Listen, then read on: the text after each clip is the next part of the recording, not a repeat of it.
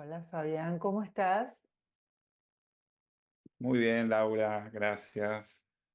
¿Dónde estás? En este momento estoy en la ciudad de Rosario, en Argentina, y digo en este momento porque en general la vida me va encontrando en distintos lugares. Déjame que te presente, Fabián. Tu nombre es Ujú. Fabián Garela, argentino, sanador y maestro. Eres terapeuta de acompañamiento y autor del libro Bendito Síntoma.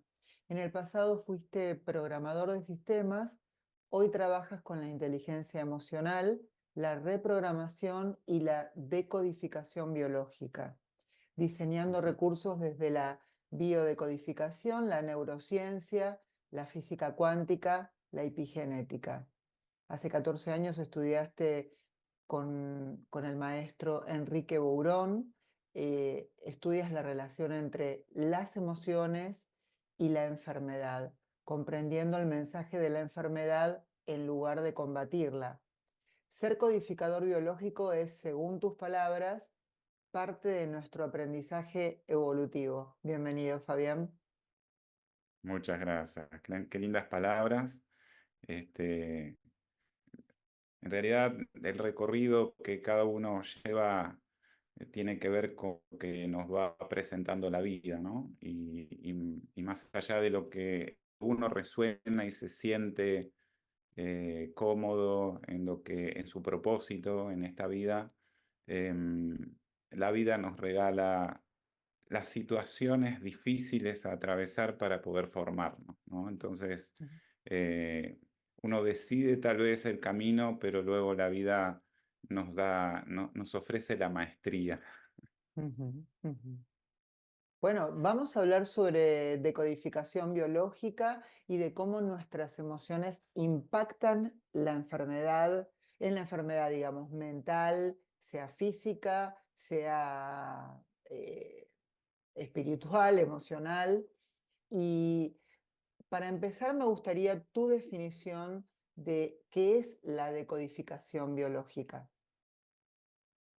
Bueno, la codificación biológica se basa en ciencia de nuevo paradigma, en donde después de habernos dividido un señor llamado Descartes, en donde todo lo que se toca iba a la ciencia y todo lo que no se toca iba a la religión, hoy nos damos cuenta por muchísimas evidencias científicas cómo nuestras emociones, lo que pensamos, lo que sentimos, se manifiesta en nuestra biología. Y no se manifiesta de una manera caprichosa ni al azar, es de una manera muy precisa a través de lo que llamamos una lógica biológica.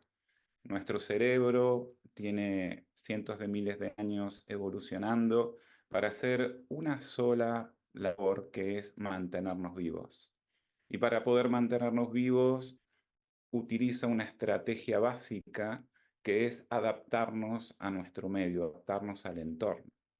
Entonces sería muy lógico la experiencia de atravesar por cruzar una autopista llena de autos y camiones y estar en una situación de riesgo, de peligro, y el cerebro va a poner en marcha lo que nosotros llamamos un programa de supervivencia. Va a haber cambios biológicos en el cuerpo. Va a haber taquicardia, tensión muscular, sudoración. En ese estado, si escucho la bocina de un camión que no vi venir, un movimiento involuntario pueda salvarme la vida. Pero de la misma manera, si estoy viendo una película que están por atrapar a la protagonista y la van a asesinar, puedo llegar a tener taquicardia, tensión muscular y sudoración. Aunque eso no sea real, sabemos que es una ficción.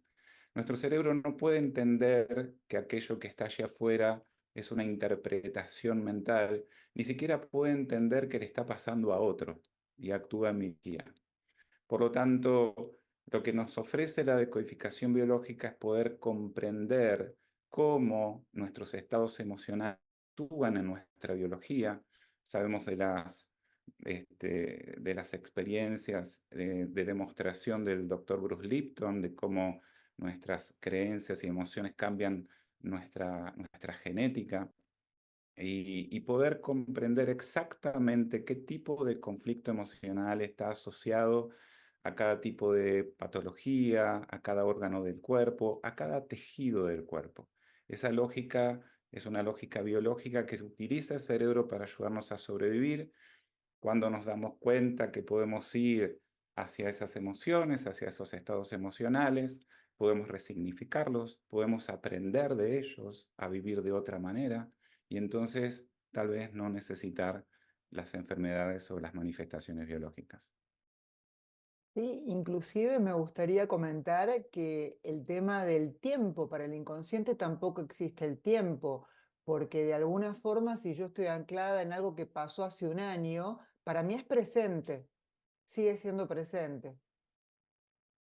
Para el cerebro no existe el tiempo, no hay ni pasado ni futuro y podemos imaginar o recordar una situación, un evento pasado muy traumático y lo volvemos a sentir como si hubiese sucedido en este instante y lo podemos volver a revivir en el cuerpo.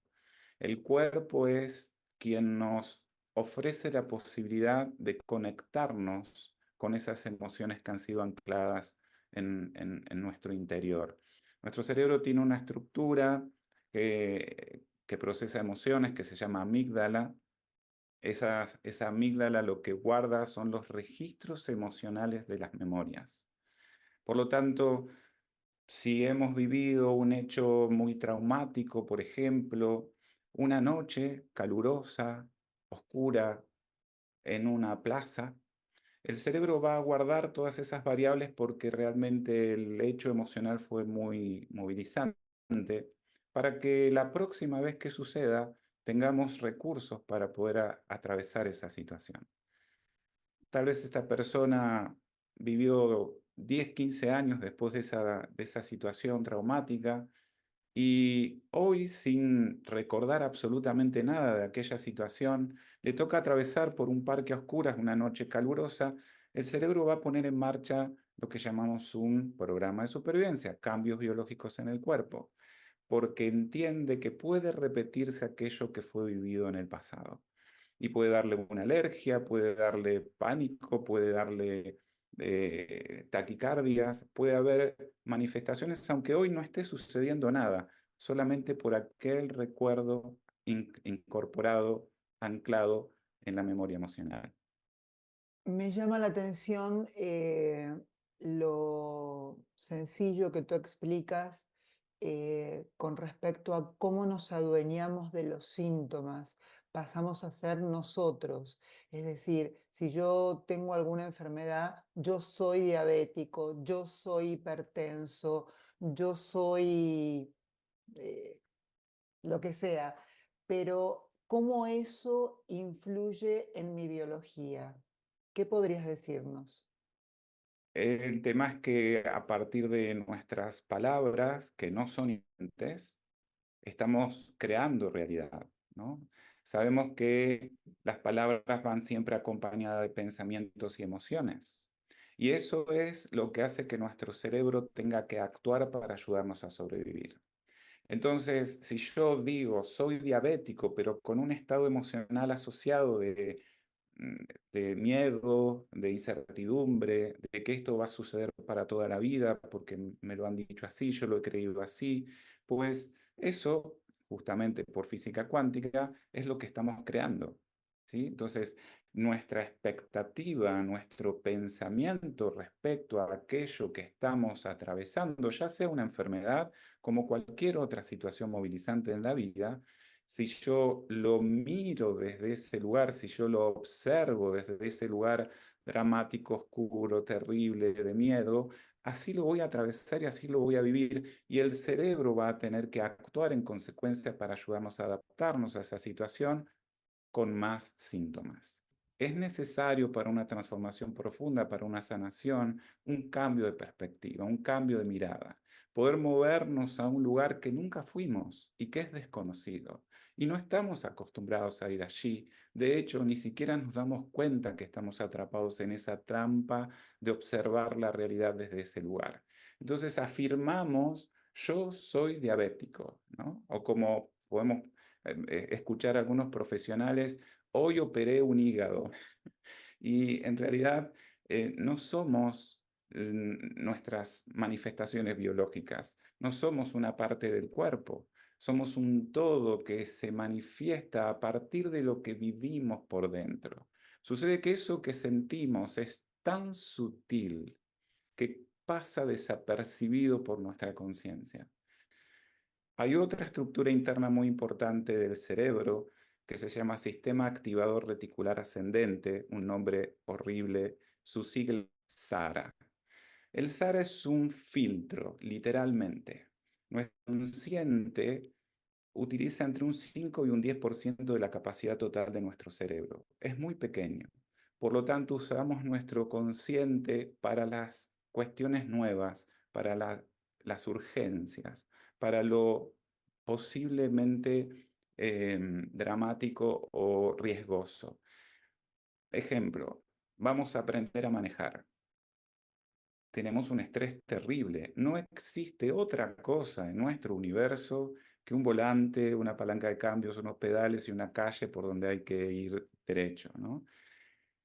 Y eso lo vamos automatizando, lo vamos entrenando, lo vamos este, usando diariamente. Y en un momento vamos manejando y no sabemos en qué marcha vamos o cuál era el color del último semáforo que cruzamos, porque eso pasó al automático, pasó al inconsciente, ¿no? Entonces, el SARA lo que nos permite es enfocarnos en lo que verdaderamente es importante y puede ser riesgoso. Pero el SARA tiene algo bien interesante y es que un día digo, voy a comprarme unas zapatillas nuevas porque estoy necesitando, entonces paso por una vidriera y veo unas zapatillas, un modelo nuevo, y digo, uy, qué interesante, nunca vi este modelo, me parece que me voy a comprar estas. Y me doy vuelta y empiezo a ver a las personas con estas zapatillas que antes no veía. Digo, pero ¿cómo se las compraron todos hoy? Porque ayer no las veía. Es que no estaba dentro de mi radar, no estaba dentro del Zara. Cuando le doy lugar a esta parte nueva de la realidad, entonces todo en mi vida cambia. ¿Qué quiere decir esto? Nuestra vida es únicamente donde nos enfocamos. Por lo tanto, si me enfoco en lo terrible, en lo doloroso, en lo oscuro, el Sara le va a dar lugar a eso y mi vida va a ser así. Ahora, cuando cambio de perspectiva y puedo ver la oportunidad, el desafío, la forma de poder aprender a partir de esto, entonces mi vida se enfoca desde ese lugar y todo cambia. Con respecto a la salud física, porque se hace mucho foco en la salud física, Fabián, ¿cuándo fue que normalizamos el tema de enfermarnos emocionalmente? ¿Cuándo se normalizó eso como que, bueno, si tenés estrés, si tenés depresión, si tenés ansiedad o si tenés tristeza o dolor, eso es normal, digamos? Se normalizó porque en el automatismo de la vida diaria creemos que es lo que tenemos que vivir y lo que tenemos que sentir, ¿no? Y esto es como el cuento de Pablo Coelho del sapo hervido, ¿no? Si uno pone un sapo en una olla de agua caliente, el sapo va a querer salir, no va a querer estar en esa agua hirviendo. Pero si pone el sapo en una olla con agua fría y vamos elevando la temperatura paulatinamente, el sapo va a quedarse allí sin notar los cambios bruscos y va a morir cocinado.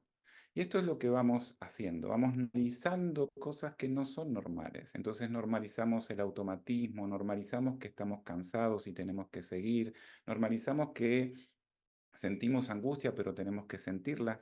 Muchas veces no comprendemos mm, a qué se debe que sentimos emociones porque no tienen una aparente causa y nos sentimos angustiados durante todo el tiempo o nos sentimos infelices o decepcionados o frustrados y vamos aceptando eso porque los demás también lo sienten o porque muchas veces ciencias de paradigma viejo no comprenden qué es lo que realmente está sucediendo, entonces le dicen es una causa emocional. Los síntomas son como luces rojas que se encienden en el tablero del auto. Nadie iría al mecánico a pedirle que arranque la luz roja del tablero porque me molesta verla todos los días. Le pediríamos que se fije en el auto para ver qué tiene y que se apague la luz roja.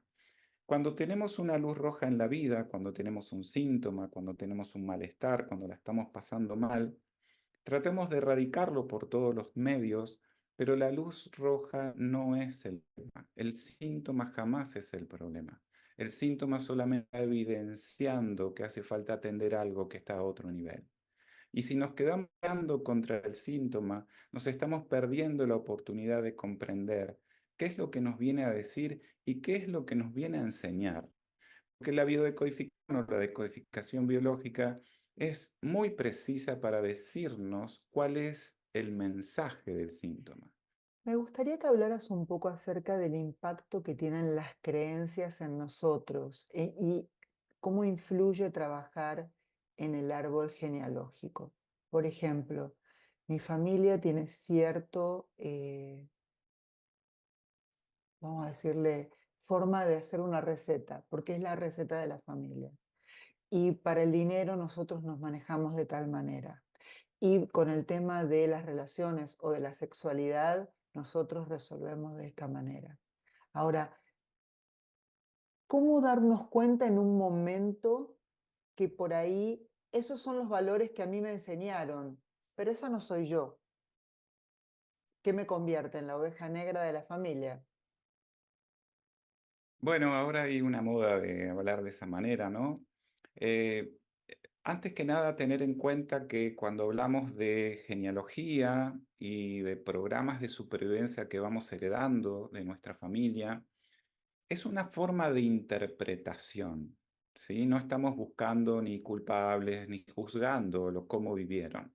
Porque más allá de que yo haya aprendido cosas en la familia de chicos, hay cosas que traemos que han vivido nuestros ancestros antes de que nosotros nacemos. Pero esta interpretación lo que nos permite es encontrarlo dentro nuestro. Siempre digo en una sesión individual, en esta sesión no vino ni tu abuelo, ni tu abuela, ni tu bisabuelo, estás aquí tú y si estás aquí es porque necesitas cambiar algo dentro. El verlo en el afuera es más fácil porque me permite descubrirlo en aquel espejo, ¿no? Dicho esto, y volviendo a los programas de supervivencia,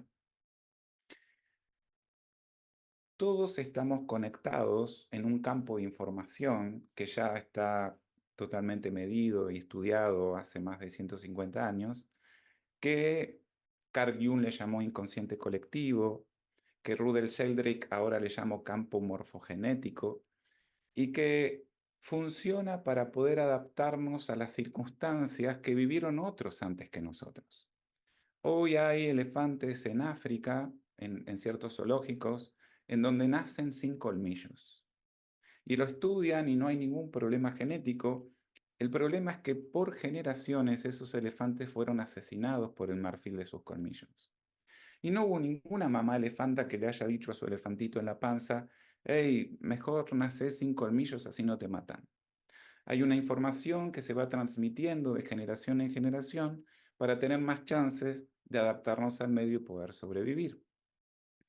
¿Cómo funciona esto en nosotros? Por ejemplo, tenemos un bisabuelo que vino de Europa por hambre y por guerra, muy jovencito, y se tomó un barco y estuvo 2 o 3 meses en alta mar pasándola muy mal, venía de polizón, y vino a nuestras tierras y hizo una familia y hoy tiene una bisnieta. Y esta mujer ni siquiera sepa lo que le pasó al bisabuelo en el barco, pero esta mujer tenga aprensión a subirse a un barco o a meterse en el agua. El cerebro dice, ni se te ocurra, aquí hubo alguien en tu familia que la pasó muy mal. Es supervivencia. Sucede que estos programas automáticos de supervivencia que nos ayudan por lo que vivieron otros antes que yo, tal vez hoy no sean necesarios, tal vez hoy tenga otros recursos, tal vez hoy sea un experto nadador y no tenga por qué sentir esa sensación de subir a un barco y no querer estar allí. Hablemos de la herencia genética ahora, no solamente lo que tiene que ver con lo emocional o las programaciones. Y mi pregunta es, ¿tú viste cuando vas al médico por primera vez que te piden llenar un poco la historia familiar? Si hubo cáncer en la familia, cuánta gente falleció, si tuviste familia que tuviera, no sé, artritis, gastritis, cualquier tipo de enfermedad. Y cómo maneja el biodecodificador el tema emocional con respecto a la enfermedad. ¿Cómo se trabaja? Bueno, citábamos los trabajos del doctor Bruce Lipton, ¿no? Que demostró que nuestra genética cambia a partir de nuestras emociones y creencias. Por lo tanto, no es una herencia genética, sino es una herencia de cómo observo la realidad y los conflictos que me hago a partir de esa mirada de la realidad. Lo que se hereda son los conflictos, son las formas de vivir. Entonces tenemos una madre o un padre cardíaco, y si es cardíaco es porque se toma todo muy a pecho, porque es muy territorial, porque está buscando un amor que no puede conseguir en la familia, y si lo vive de esa manera, seguramente el corazón le va a dar alguna señal.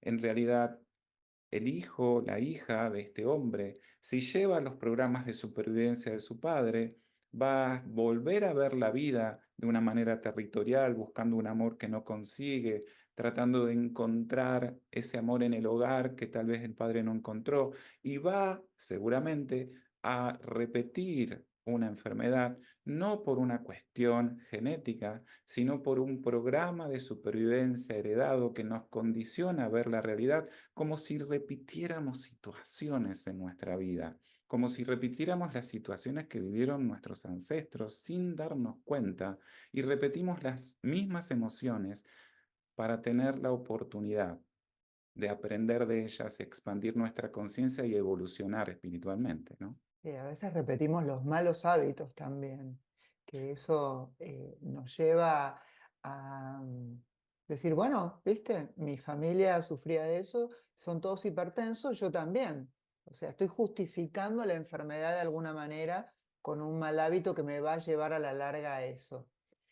De Y lo alguna que nos, forma, sí, perdón. perdón, y lo que nos enseña la física cuántica, desde mi humilde opinión, es que creer es crear, porque nuestra creencia es la forma que tenemos de ver la realidad. Por lo tanto, si lo vemos desde ese lugar, así lo vamos a estar creando. Entonces, si mi abuelo se murió por un infarto, mi papá se murió por un infarto y yo seguramente me voy a morir por un infarto, pues estoy creando esa realidad. Y es por eso que en este universo no hay una sola verdad. La verdad es lo que cree cada persona. Ujú, ujú. Y hay personas que sienten que con un tratamiento se van a salvar y se salvan con el tratamiento. Y hay personas que sienten que un tratamiento las va a envenenar y tiene un montón de efectos secundarios ese tratamiento. Es un trabajo que pareciera sencillo, pero no lo es, porque hay que enfocar tu realidad, recuperar tu poder e ir para allá, que no es tan sencillo. Estamos muy programados por todo, por el ambiente. El otro día estaba leyendo un artículo del doctor Gabor Maté que decía que cuando la enfermedad aparece no está aislada del organismo, lo que tú decías, sino que es la manifestación de la vida vivida en un cierto contexto, en una cierta eh, comunidad, en una cierta sociedad. Y cuando alguien se enferma, la comunidad dice gracias, porque tu enfermedad manifiesta la disfunción de la comunidad. Tu sanación es nuestra sanación. ¿Qué piensas sobre eso? Es que estamos conectados en manada. De hecho, hoy estamos viviendo cómo la humanidad está, se está cayendo paradigmas que antes sosteníamos como verdades y ahora ya no lo son. Entonces, estamos conectados con nuestra familia y nuestra familia está conectado con el entorno, con la cultura, con la sociedad, con la economía, con la religión y con la ciencia, los cuatro caballos del Apocalipsis. Entonces, eh, todo lo que yo pueda darme cuenta, tomar conciencia, trascender y aprender vivir de otra manera, eso va a repercutir en los demás. Hay un cambio de paradigma muy poderoso que yo siempre planteo, y es que si seguimos atrapados en la trampa de creer que nuestro malestar es producto de algo de lo que sucede fuera de mí, de alguien, del contexto, del entorno, de una persona, pues ese es un papel de víctima que la víctima no puede cambiar, solamente está esperando que cambie lo de afuera. Y eso nunca va a suceder, porque necesitamos darle una dimensión espiritual a todo esto. Y es que lo que vivimos es exactamente lo que necesitamos para poder experimentar y transformarnos. Absolutamente, todo lo que dices es tan cierto. Muchas veces no es fácil escuchar tu cuerpo y atenderlo. No siempre seguimos lo que nuestro corazón o nuestra intuición nos está indicando. A veces no tenemos claro tampoco el rol que cumplimos en la familia, en la comunidad, cuando hablamos de sanación. Y mi pregunta va hacia cómo poder trabajar el tema de la sanación en conjunto con la medicina tradicional, cómo llegar a ese síntoma, al pasado, a lo que te lleva al síntoma, para poder entender, destrabar esa enfermedad y ayudar, en este caso al paciente, a poder sanar. Yo estoy formando terapeutas en decodificación biológica. Este año cumplimos 10 años y han venido muchos médicos, psiquiatras, psicólogos y hay personas, más allá de sus profesiones, que se dan la posibilidad de ver desde otro lugar. Porque hasta los mismos profesionales se van dando cuenta que no tienen respuestas, que muchas veces caen en un término que llaman idiopático. No sabemos de dónde viene. Sí, debe ser un origen emocional. De hecho, si nos preguntamos puntualmente por qué estoy enfermo, la ciencia antigua, la ciencia tradicional, no tiene una respuesta.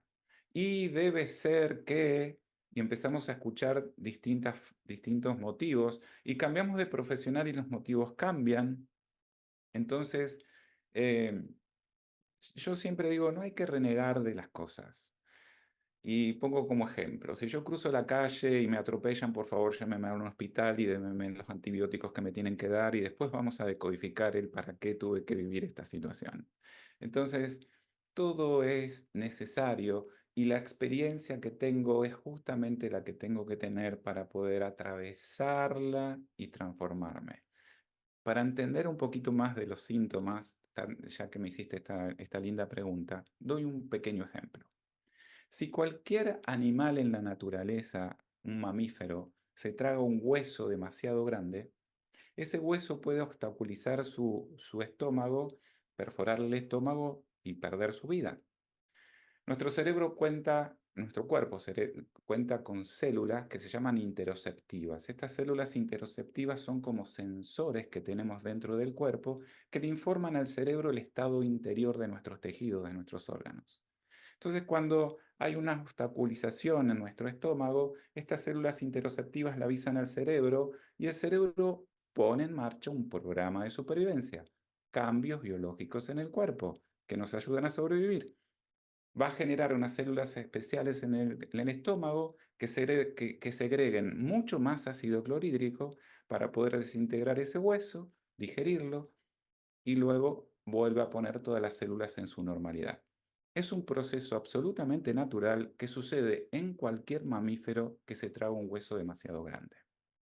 Ahora supongamos que un ser humano vive una situación con su jefe y siente que eso que le hizo el jefe no lo puede digerir. El cerebro dice, esto es como si tuvieses un hueso en el estómago, yo sé qué hacer. Cambios biológicos en el cuerpo. Células especiales que segreguen mucho más ácido clorhídrico para poder digerir lo que te hizo el jefe. Pero digerir lo que te hizo el jefe tal vez te lleve 2 o 3 años. Y durante 2 o 3 años necesites más ácido clorhídrico en el estómago. Claro, uno saca una foto y diría, el estómago funciona mal, está generando mucho ácido clorhídrico. Pero en realidad lo que tenemos que tener en cuenta es que nuestro cerebro no es un solo cerebro, son varias capas embrionarias que se han desarrollado a partir de la evolución de los seres vivos. Nuestro cerebro más antiguo es el tronco cerebral, que le llamamos reptiliano, no difiere del cerebro de un lagarto. Luego se desarrolla el límbico, que procesa emociones, y recién después el córtex prefrontal, que nos permite pensar, que nos permite razonar, que nos permite hablar. Por lo tanto, nuestros cerebros más antiguos no pueden distinguir entre la realidad y lo imaginario. Entonces, si yo pienso todo el tiempo lo que me hizo mi jefe, el cerebro todo el tiempo va a estar dando más ácido clorhídrico. Entonces, el secreto es poder ir al momento en donde comenzó el síntoma. Observar justo antes de que empezara el síntoma qué es lo que estaba viviendo, cuál era el estado emocional, qué era lo que sucedía dentro de mí, qué era lo que estaba pensando. Esa va a ser una clave para empezar a abrir una nueva conciencia y poder integrar, porque si necesito un antiácido, lo necesito, pero eso no me va a sanar, no va a hacer que el programa de supervivencia se desactive. Si se activa a través de un estado emocional, se va a desactivar a través de otro estado emocional, llegando exactamente a la situación que lo desencadenó.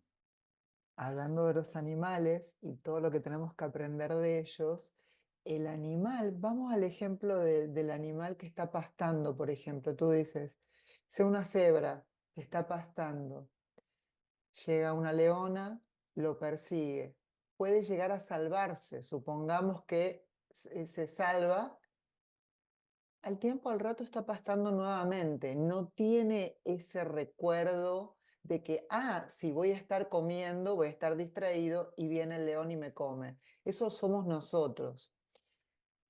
Hay algo que leí, creo que escrito por ti, estoy casi segura escrito por ti, que dice, lo que yo trabaje en el presente modifica el pasado y el futuro, porque yo sano arriba y debajo de mí. Si no transformamos el pasado nos transforma. Si no digerimos el pasado, nos resta inmóvil en nuestro presente. Digerir es integrar y soltar. No lo dije yo, no lo escribí yo, pero adhiero completamente, ¿no? Lo que decías de los animales, yo me pregunto, ¿no? Los animales en la naturaleza, los animales que no están en contacto con el hombre, no se enferman. Y si se enferman, se curan solos. No encontramos por la selva cadáveres de animales con cáncer. Eh, no hay hipopótamos con esclerosis múltiple o jirafas con problemas de columna. No existe eso en la naturaleza. ¿Cómo el ser más evolucionado del planeta puede venir fallado? Hay que arreglarlo, cambiarle piezas muchas veces, ¿no? Pero claro, nosotros, el ser humano, que trae esos programas de supervivencia animal que nos permitieron llegar hasta hoy, poder sobrevivir a todo lo que sobrevivimos. Hoy el ser humano necesita esa expansión de conciencia para darse cuenta de lo que verdaderamente somos, poder despertar esa divinidad que está dentro nuestro en esta realidad humana. Y para poder despertarla, entonces tenemos que integrar el pasado y el futuro, darnos cuenta que somos multidimensionales, que no hay tiempo ni espacio y que podemos crear nuestra realidad a partir de lo que somos. Este cambio de paradigma tan importante que vienen nuestros ancestros, en donde había que hacer mucho y sacrificarse para lograr cosas, y entonces si logro cosas, voy a ser alguien en la vida, ha cambiado. Hoy el paradigma es ser quién realmente soy, descubrirnos en ese sentido de vida. Y si yo soy, estoy en paz con ese sentido, con lo que verdaderamente he venido a hacer en este plano, lo que vaya a hacer es una consecuencia de lo que soy, va a ser compasión, va a ser con alegría, con felicidad, y el resultado es una consecuencia. Por lo tanto, esto que estás contando de la integración del pasado y del futuro, somos seres en evolución, como todos los seres del planeta. Gracias, Fabián. Gracias por todo lo que compartiste y también por tu mirada de la enfermedad como una transformación espiritual, como una oportunidad para poder aprender de nosotros. Te agradezco muchísimo todo este tiempo que nos diste. Para mí un placer, agradezco tu invitación. Como verás, esto me motiva, me transforma. He venido a esto, así que cada vez que hay alguien que me invita a poder hacerlo, lo agradezco de corazón porque es una forma de seguir expandiendo conciencia. Así que gracias de corazón. Gracias. Cuídate. Feliz día. Igualmente, chao, chao.